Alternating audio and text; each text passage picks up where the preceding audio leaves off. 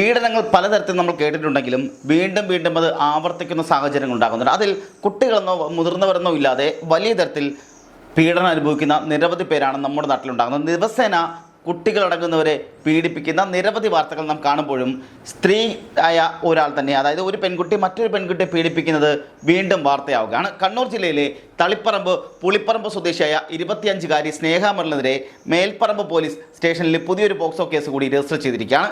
വീട്ടിൽ ഉറങ്ങിക്കിടക്കായിരുന്ന 16 വയസ്സുകാരിയെ ലൈംഗികമായി പീഡിപ്പിച്ചെന്നാണ് പുതിയ പരാതിയിൽ വ്യക്തമാക്കുന്നത്. കുട്ടിയുടെ മാതാവിൻ്റെ സുഹൃത്തായ പ്രതി മാസങ്ങൾക്ക് മുമ്പ് ഇവരുടെ വീട്ടിലെത്തിയപ്പോഴാണ് കേസിനാസ്പദമായ സംഭവം നടന്നതെന്നാണ് പോലീസ് പറയുന്നത്. രാത്രിയിൽ വീട്ടിൽ ഉറങ്ങിക്കിടക്കുകയായിരുന്ന പെൺകുട്ടിയെ പ്രതി ലൈംഗിക അതിക്രമത്തിന് ഇരയാക്കിയെന്നാണ് പോലീസിൻ്റെ കേസ് രേഖകളിലൂടെ പ്രാഥമിക വിവരങ്ങളെന്ന് പറയുന്നത്. അതിക്രമത്തിന് ഇരയായ കുട്ടി ഭയവും കടുത്ത മാനസിക സമ്മർദ്ദവും കാരണം ദീർഘനാൾ ഈ വിവരം ആരോടും പറയാതെ ഒളിച്ചു വച്ചിരിക്കുകയായിരുന്നു. എന്നാൽ കാലക്രമേണ കുട്ടിയുടെ പെരുമാറ്റത്തിലും മാനസികാവസ്ഥയിലും പ്രകടമായ മാറ്റങ്ങൾ കണ്ടതോടെ കുടുംബാംഗങ്ങളും സ്കൂളിലെ അധ്യാപകരും കാര്യമായി അത് ശ്രദ്ധിക്കാൻ തുടങ്ങി. തുടർന്ന് സ്കൂൾ അധികൃതർ മുൻകൈയെടുത്ത് നടത്തിയ കൗൺസിലിങ്ങിലാണ് താൻ നേരിട്ട ക്രൂരമായ പീഡനത്തെക്കുറിച്ച് കുട്ടി തുറന്നു പറഞ്ഞത്. കൗൺസിലിംഗ് നടപടികൾക്കിടെ ലഭിച്ച വിവരങ്ങളുടെ അടിസ്ഥാനത്തിൽ ചൈൽഡ് ലൈൻ പ്രവർത്തകർ ഇടപെടുകയും പോലീസിനെ വിവരമറിയിക്കുകയുമായിരുന്നു. മേൽപ്പറമ്പ് പോലീസ് സ്ഥലത്തെത്തി കുട്ടിയുടെ വിശദമായ മൊഴി രേഖപ്പെടുത്തുകയും പോക്സോ നിയമപ്രകാരം പുതിയ കേസ് രജിസ്റ്റർ ചെയ്യുകയുമായിരുന്നു. ഈ പുതിയ കേസോടെ സ്നേഹ മെറിലിനെതിരെ നിലവിൽ 4 അതിലധികമോ പോക്സോ കേസുകൾ വിവിധ സ്റ്റേഷനുകളിലായി രജിസ്റ്റർ ചെയ്യപ്പെട്ടിട്ടുണ്ട് എന്നുള്ളതാണ് ലഭ്യമാകുന്ന പോലീസ് രേഖകൾ തന്നെ വ്യക്തമാക്കുന്നത്. ഇതിനു മുമ്പ് തളിപ്പറമ്പ് പോലീസ് സ്റ്റേഷൻ പരിധിയിൽ രജിസ്റ്റർ ചെയ്ത 3 കേസുകളിൽ ഇവർ പ്രതിയുമായിരുന്നു. 2 വർഷം മുമ്പ്, അതായത് 2025-ൽ 12 വയസ്സുകാരെ പീഡിപ്പിച്ച കേസിലാണ് സ്നേഹ ആദ്യമായി പോലീസിൻ്റെ പിടിയിലാകുന്നത്. അന്നും സ്കൂളിലെ അധ്യാപകർ നടത്തിയ ജാഗ്രതാപൂർണമായ ഇടപെടലാണ് കുറ്റകൃത്യം പുറത്തു കൊണ്ടുവരാൻ സഹായിച്ചതും. കുട്ടിയുടെ സ്കൂൾ ബാഗ് പരിശോധിച്ച അധ്യാപികയ്ക്ക് അതിൽ നിന്നും സംശയാസ്പദമായ രീതിയിലൊരു മൊബൈൽ ഫോൺ ലഭിക്കുകയുണ്ടായി. ഇതേക്കുറിച്ച് കുട്ടിയോട് ചോദിച്ചപ്പോൾ പരസ്പര വിരുദ്ധമായ മറുപടികൾ ലഭിച്ചതിനെ തുടർന്ന് സ്കൂൾ കൗൺസിലറുടെ സഹായത്തോടെ വിശദമായ കൗൺസിലിംഗ് നടത്തുകയായിരുന്നു. ഈ കൗൺസിലിംഗിലാണ് സ്നേഹ മെറിലിൻ തന്നെ നിരന്തരം ലൈംഗികമായി പീഡിപ്പിച്ചിരുന്നതായും ദൃശ്യങ്ങൾ പകർത്തിയതായും കുട്ടി വെളിപ്പെടുത്തുന്നത്. ചൈൽഡ് ലൈൻ നൽകിയ റിപ്പോർട്ടിന്റെ അടിസ്ഥാനത്തിൽ തളിപ്പറമ്പ് പോലീസ് അന്ന് തന്നെ പ്രതിയെ അറസ്റ്റ് ചെയ്ത് റിമാൻഡിലാക്കുകയും ചെയ്തിരുന്നു. വിദേശ തൊഴിൽ പരിശീലനത്തിനും തൊഴിലവസരങ്ങൾക്കും little flower engineering institute Kalamassery. പഠിച്ചാൽ ജോലി ഉറപ്പാണ്.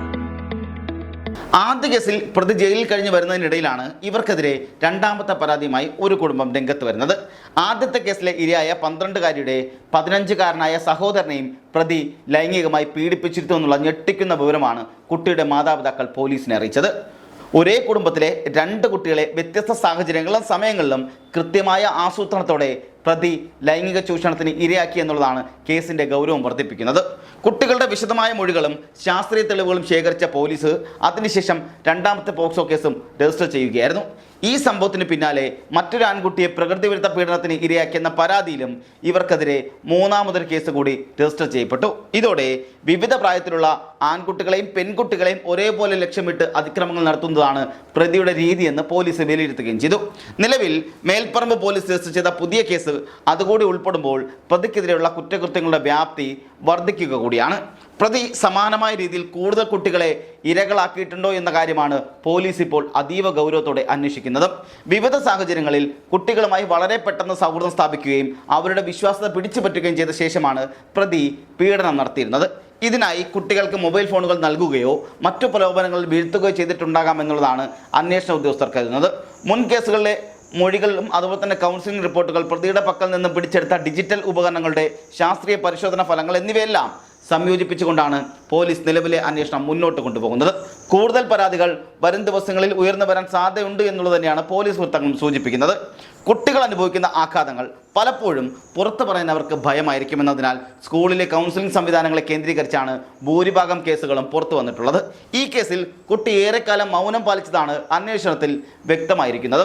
സമൂഹത്തിൽ നിന്നും കുടുംബത്തിൽ നിന്നും നേരിടേണ്ടി വരുന്ന ഒറ്റപ്പെടലും മാനസിക സമ്മർദ്ദവും ഭയവും കാരണം കുട്ടികൾ ഇത്തരം വിഷയങ്ങൾ മൂടിവെക്കാൻ നിർബന്ധിതരാകുകയാണ്. കുട്ടികളുടെ പെരുമാറ്റത്തിൽ ഉണ്ടാകുന്ന ചെറിയ മാറ്റങ്ങൾ പോലും തിരിച്ചറിഞ്ഞ് അവരെ വിശ്വാസത്തിലെടുത്ത് സംസാരിക്കാൻ അധ്യാപകർക്കും അതുപോലെ കൗൺസിലർമാർക്കും സാധിച്ചതുകൊണ്ട് മാത്രമാണ് ഈ ക്രൂരതകൾ വെളിച്ചത്ത് വന്നത് പോലും. കൗൺസിലിംഗ് റിപ്പോർട്ടുകൾ അതാത് സമയങ്ങളിൽ ചൈൽഡ് ലൈനും അതുപോലെ പോലീസിന് കൈമാറുന്ന നടപടികൾ വേഗത്തിലാക്കിയതാണ് അന്വേഷണത്തിൽ വഴിത്തിരിവായതും. കുട്ടികൾക്കെതിരായ അതിക്രമങ്ങൾ പുരുഷന്മാരിൽ നിന്ന് മാത്രമല്ല സ്ത്രീകളിൽ നിന്നും ഉണ്ടാകാമെന്നുള്ള യാഥാർത്ഥ്യത്തിലേക്കാണ് ഈ കേസുകൾ നമ്മെ വിരൽ ചൂണ്ടുന്നത്. സാധാരണ നിലയിൽ പുരുഷന്മാർ പ്രതികളാവുന്ന പോക്സോ കേസുകളാണ് രാജ്യത്ത് അല്ലെങ്കിൽ നാട്ടിൽ കൂടുതലായി ഉണ്ടാകുന്നത് അല്ലെങ്കിൽ റിപ്പോർട്ടുകൾ ചെയ്യപ്പെടുന്നതെങ്കിലും ഇത്തരം സംഭവങ്ങൾ അതിൽ നിന്നും വ്യത്യസ്തമായ തലമാണ് കാണിക്കുന്നത്. കുട്ടികളെ ലൈംഗികമായി ചൂഷണം ചെയ്യുന്നതിൽ ലിംഗഭേദമൊന്നുമില്ല എന്നും ഏറ്റവും അടുത്ത കുടുംബ സുഹൃത്തുക്കളിൽ നിന്നോ പരിചയക്കാരിൽ നിന്നോ പോലും കുട്ടികൾക്ക് ഭീഷണി ഉണ്ടാകാമെന്നും ഈ കേസിൻ്റെ പശ്ചാത്തലത്തിൽ ചൂണ്ടിക്കാണിക്കപ്പെടുന്നു. അപരിചിതരെ മാത്രമല്ല, പരിചിതരായ ആളുകളെയും ഇത്തരം സാഹചര്യത്തിൽ സംശയിക്കേണ്ടി വരുന്നു എന്നുള്ളതാണ് നിലവിലെ അന്വേഷണ റിപ്പോർട്ടുകൾ നൽകുന്ന സൂചനകളും. കുട്ടികൾക്കെതിരെ അതിക്രമങ്ങൾ പുരുഷന്മാരിൽ നിന്നും മാത്രമല്ല സ്ത്രീകളിൽ നിന്നും ഉണ്ടാകാമെന്ന യാഥാർത്ഥ്യത്തിലേക്കാണ് ഈ കേസുകൾ വിരൽ ചൂണ്ടിപ്പോകുന്നത് പോലും. സാധാരണയിൽ നമുക്കറിയാം എപ്പോഴും ഇതിനകത്ത് പുരുഷന്മാരായിരിക്കാം പ്രതികളാകുന്നത്. അതിൽ നിരവധി പോക്സോ കേസുകൾ നിരവധി പുരുഷന്മാർക്കെതിരെ ഉണ്ടാക്കുന്നുമുണ്ട്. അപ്പോൾ അങ്ങനെല്ലാം റിപ്പോർട്ട് ചെയ്യപ്പെടുമ്പോഴും ഇത്തരം സംഭവങ്ങൾ അതിൽ നിന്നും വ്യത്യസ്തമായ രീതിയിലാണ് മുന്നോട്ട് പോകുന്നത്. കുട്ടികൾ ലൈംഗിക ചൂഷണം ചെയ്യുന്നതിൽ അവർക്ക് യാതൊരു ലിംഗഭേദവുമില്ല എന്നുള്ളതാണ് നമ്മുടെ ആദ്യം മനസ്സിലാക്കേണ്ടത്. പോക്സോ നിയമപ്രകാരം കുട്ടികളുടെ സ്വകാര്യതയും മാനസികാരോഗ്യവും പൂർണ്ണമായി സംരക്ഷിച്ചുകൊണ്ട് വേണം കേസ് അന്വേഷണവും കോടതി നടപടികളും പൂർത്തിയാക്കാനും. പീഡന വിവരം പുറത്തു വരുന്നതോടെ കുട്ടികൾ വീണ്ടും വലിയ മാനസിക സമ്മർദ്ദത്തിലേക്ക് പോകാതിരിക്കാൻ പ്രത്യേക ജാഗ്രത പുലർത്തണമെന്നാണ് നിയമത്തിൽ വ്യക്തമാക്കുന്നുമുണ്ട്. നിയമം കർശനമായ ശിക്ഷ ഉറപ്പാക്കുന്നുണ്ടെങ്കിലും ഇരകളാക്കപ്പെടുന്ന കുട്ടികളുടെ പുനരധിവാസത്തിനും അവരുടെ മാനസികാരോഗ്യം വീണ്ടെടുക്കുന്നതിനുമാണ് മുൻഗണന നൽകുന്നത്. നിലവിൽ സ്നേഹാമരണത്തിനെതിരെയുള്ള എല്ലാ കേസുകളിലും ശാസ്ത്രീയവും കൃത്യവുമായ അന്വേഷണമാണ് നടന്നു വരുന്നത്. ആരോപണങ്ങൾ കോടതിയിൽ തെളിയിക്കപ്പെടുന്നതുവരെ നിയമപരമായ അവകാശങ്ങൾ പ്രതിക്കുണ്ട് എങ്കിലും കുട്ടികൾക്ക് നീതി ഉറപ്പാക്കുന്ന ലക്ഷ്യത്തോടെയാണ് അന്വേഷണ ഏജൻസികൾ മുന്നോട്ട് പോകുന്നത്. കേരള മനസാക്ഷിയെ ഒന്നടന്ന് ഞെട്ടിക്കുന്ന അല്ലെങ്കിൽ നാടിനാകെ ഞെട്ടിച്ചിരിക്കുന്ന ഈ സംഭവ പരമ്പരയിൽ വിപുലമായ അന്വേഷണത്തിനാണ് ആഭ്യന്തര വകുപ്പും ഉത്തരവിട്ടിരിക്കുന്നത്. തുറന്ന ആശയവിനിമയത്തിലൂടെയും കൃത്യമായ നിരീക്ഷണത്തിലൂടെയും മാത്രമേ കുട്ടികളെ ഇത്തരം കെണികളിൽ നിന്നും ക്രൂരതകളിൽ നിന്നും നമുക്ക് സംരക്ഷിക്കാൻ സാധിക്കുള്ളൂ എന്നുള്ള നിഗമനത്തിലാണ് അധികൃതരുമുള്ളത്. നിലവിൽ രജിസ്റ്റർ ചെയ്തിരിക്കുന്ന 4ാമത്തെ കേസിന്റെ പശ്ചാത്തലത്തിൽ പ്രതിയെ കസ്റ്റഡിയിൽ വാങ്ങി കൂടുതൽ ചോദ്യം ചെയ്യാനാണ് മേൽപ്പറമ്പ് പോലീസ് തയ്യാറെടുക്കുന്നത്. മറ്റ് സ്റ്റേഷനിലുള്ള കേസുകളുടെ വിവരങ്ങളും പ്രതിയുടെ പശ്ചാത്തലവും പോലീസ് വിശദമായി ശേഖരിക്കുന്നുമുണ്ട്.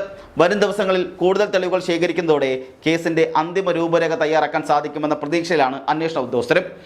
കോടതി നടപടികൾ വേഗത്തിലാക്കാനും കുട്ടികളുടെ മൊഴികളുടെ കൂടുതൽ വ്യക്തത വരുത്താനും പ്രത്യേക സംഘത്തെ തന്നെ നിയോഗിക്കുന്ന കാര്യവും പരിഗണനയിലുണ്ട്. നാം ഒന്ന് ആലോചിക്കണം, ഇവിടെ നമുക്ക് എപ്പോഴും നമ്മുടെ കുട്ടികളെ നമ്മൾ അത്രയും വേണ്ടപ്പെട്ട ആൾക്കാർ മുന്നിലാണ് ഏൽപ്പിച്ചിട്ട് പോകുന്നത്. ഇപ്പോൾ അതിന് പോലും പറ്റാത്ത സാഹചര്യം ഉണ്ടാകുന്നു. അങ്ങനെ നമ്മളെപ്പോഴും പറയുന്നത്, മക്കളെ നിങ്ങളുടെ ആര് മോശമായി തൊട്ടാലും തടവിയാലും അത് വന്ന് അമ്മയോട് പറയണം എന്നാണ് ഞങ്ങൾ എപ്പോഴും പറയുക, അല്ലെങ്കിൽ നമ്മളോട് എപ്പോഴും പറഞ്ഞു പഠിപ്പിക്കാറുള്ളത്. അതിനിപ്പോൾ അച്ഛനായിക്കോട്ടെ, ചെറിയച്ഛനായിക്കോട്ടെ, ബന്ധുക്കളായിക്കോട്ടെ, മാമന്മാരായിക്കോട്ടെ, ആരുമായിക്കോട്ടെ, ഇവരെല്ലാം നമ്മൾ പറയുന്നത് ആരെങ്കിലും നമ്മുടെ ശരീരത്തിൽ മോശമായി സ്പർശിച്ചാൽ അത് വന്ന് അമ്മയോട് പറയണം എന്നുള്ളതാണ്. ഇപ്പോഴിതാ അത് മാറ്റി പറയേണ്ട സാഹചര്യം ഉണ്ടാകുന്നു. അവിടെ പറയേണ്ടത് മാമനോ അതുപോലെ മാമിയോ കൊച്ചിച്ചനോ കുഞ്ഞമ്മയോ അങ്ങനെ തുടങ്ങി ആണാവട്ടെ പെണ്ണാവട്ടെ ആരായിരുന്നാലും നമ്മുടെ ശരീരത്തിൽ മോശമായി സ്പർശിക്കുന്നുവെന്ന് തോന്നിയാൽ നമ്മുടെ മക്കളോട് കൃത്യമായി പറയുക, അത് വന്ന് കൃത്യമായി അമ്മയോട് പറയുക എന്നുള്ളത് അതങ്ങനെ തന്നെ പറയുക വേണം. കാരണം നമ്മുടെ നാട് ഒരു വല്ലാത്ത അവസ്ഥയിലൂടെയാണ് കടന്നു പോകുന്നത്. ദിവസവും ഒരു പീഡന വാർത്തയെങ്കിലും കേൾക്കാത്ത ഒരു നാൾ പോലും നമുക്കുണ്ടാകുന്നില്ല എന്നുള്ളതാണ് യാഥാർത്ഥ്യമായ കാര്യം. അങ്ങനെ പോകുമ്പോൾ ഞാനടക്കമുള്ള പെൺമക്കളുടെ പിതാക്കന്മാരെല്ലാം വലിയ ഭീതിയിലും വലിയ പേടിയിലുമാണ്. കാരണം നമ്മുടെ മക്കളെ നമ്മൾ സൗകര്യത്തിന് അല്ലെങ്കിൽ നമ്മൾ പെട്ടെന്നൊരു ആവശ്യത്തിന് മുമ്പ് തൊട്ടടുത്ത വീട്ടിൽ നിർത്തിക്കൊണ്ട് പോകുന്നത് പതിവ് കാഴ്ചയാണ്, പതിവ് രീതിയാണ്. ഇപ്പോഴിതാ അതൊന്നും പറ്റാത്ത സാഹചര്യം ഉണ്ടാകുന്നു. നമുക്കിപ്പോൾ ഒരാളെ സംശയത്തിൻ്റെ കണ്ണിലൂടെ മാത്രം കാണേണ്ട അവസ്ഥയും ഉണ്ടാകുന്നു. അതിനൊക്കെ കാരണം ഇത്തരത്തിലുള്ള ചില ആൾക്കാർ തന്നെയാണ്. ഓരോ ദിവസവും നിരവധി പീഡനങ്ങൾ റിപ്പോർട്ട് ചെയ്തുകൊണ്ടിരിക്കുന്ന ഈ കാലഘട്ടത്തിൽ നമ്മളെ മക്കളെ സംരക്ഷിക്കേണ്ട പൂർണ്ണമായ ഉത്തരവാദിത്വം നമുക്ക് ഓരോരുത്തർക്കും ഉണ്ടെന്നുള്ള ബോധ്യം നമുക്കുണ്ടാവണം. ഒരു സ്നേഹമരലിൽ മാത്രമല്ല ഉണ്ടാകുന്നത്, നിരവധി പേർ നമ്മുടെ നാട്ടിൽ അങ്ങനെ ഉണ്ടാക്കുന്നുണ്ട്. നിരവധി കാര്യങ്ങൾ പുറത്ത് വരാതിരിക്കുന്നുണ്ട്. അതുകൊണ്ട് തന്നെ കൃത്യമായി നമ്മൾ ആലോചിക്കണം ഇവിടെ സംഭവിക്കുന്നത് എങ്ങനെയാണ്. കുട്ടികൾ നമ്മോടല്ല പറയുന്നത്, സ്കൂളിൽ ടീച്ചറിനോടോ അല്ലെങ്കിൽ കൗൺസിലറോടാണ് ഇത് പറയേണ്ടി വരുന്നത്. അപ്പോൾ ആ സാഹചര്യം മാറേണ്ടതുണ്ട്. കുട്ടികൾ എന്ത് സംഭവിച്ചാലും അമ്മയോടോ അച്ഛനോടോ പറയേണ്ട സാഹചര്യം ഉണ്ടാക്കണം. ആ സാഹചര്യത്തിൽ നമ്മുടെ മക്കൾ വളർന്നു വരണം. അമ്മ എനിക്കിങ്ങനൊരു പ്രശ്നമുണ്ടായി അല്ലെങ്കിൽ അച്ഛൻ എനിക്കിങ്ങനൊരു പ്രശ്നമുണ്ടായി എന്ന് അവർക്ക് ധൈര്യത്തോടു കൂടി പറയാനുള്ള പൂർണ്ണ സ്വാതന്ത്ര്യവും സപ്പോർട്ടും മാതാപിതാക്കളാണ് കൊടുക്കേണ്ടത്. അതുകൊണ്ട് തന്നെ അങ്ങനെ ഉണ്ടായാൽ എത്രയും വേഗം തന്നെ നിരവധി ഇത്തരത്തിലുള്ള ക്രിമിനൽ നടപടികളെല്ലാം ഇല്ലാതെ പോകും. അല്ലെങ്കിൽ ഈ പറഞ്ഞ പീഡന ശ്രമങ്ങളും അതുപോലെ പീഡന വിഷയങ്ങളെല്ലാം ഒരു പരിധിവരെ നമുക്ക് തടയാൻ പറ്റുമെന്നുള്ള കാര്യം കൂടെ. മറ്റൊന്ന്, സ്നേഹമരണൻ്റെ കാര്യത്തിൽ എടുക്കുമ്പോൾ ഇവിടെ സംഭവിച്ചിരിക്കുന്നത് 4 കേസാണ് നിലവിൽ ഇപ്പോൾ രജിസ്റ്റർ ചെയ്തിരിക്കുന്നത്. ഇതിൽ കൂടുതലുണ്ടാകാമെന്നാണ് പോലീസ് പറഞ്ഞത്. കാരണം അവരൊരു സ്ത്രീയാണെന്നുള്ള പരിഗണന അവർക്ക് ലഭിക്കുന്നുണ്ട്.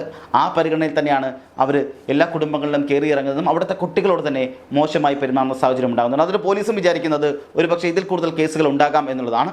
നമ്മുടെ നാട് ഒരു വല്ലാത്ത അവസ്ഥയിലൂടെയാണ് കടന്നു പോകുന്നത്. ഞാൻ നേരത്തെ പറഞ്ഞിരുന്നു, അത് മാറണം, മാറ്റി എഴുതപ്പെടണം, നിയമങ്ങൾ അതിനനുസരിച്ച് മാറേണ്ടതുമാണ്.